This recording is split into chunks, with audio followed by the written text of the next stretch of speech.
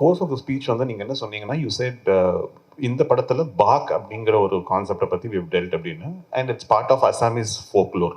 அப்போ இந்த படத்தினுடைய கதை வந்து செட் இன் அசாம்களா? Where did you shoot? Natural location இல்லாட்டி செட்டா? அண்ட் உங்களுடைய CG is also impressive. Tell us about how much time you spend and the firms that were involved. இது இந்தியாவில் கொடுத்தீங்களா இல்லாட்டி was it done abroad?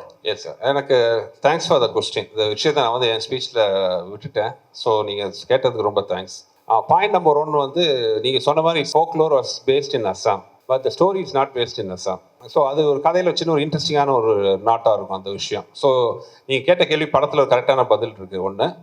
Second வந்து எனக்கு சில விஷயங்கள்லாம் ரொம்ப ஒரு பிடிவாதமாக இருப்பேன். அதாவது ஒரு விஷயம் என்னென்னா, மக்கள் எம்ஜிஆர் சாங்கில் கேட்குற மாதிரி, என்ன வளம் இல்லை இந்த திருநாட்டில், ஏன் கையை ஏந்த வேண்டும் வெளிநாட்டில்ங்கிற மாதிரி, நம்ம ஊரில் இல்லாத டேலண்ட் எங்கேயுமே கிடையாது.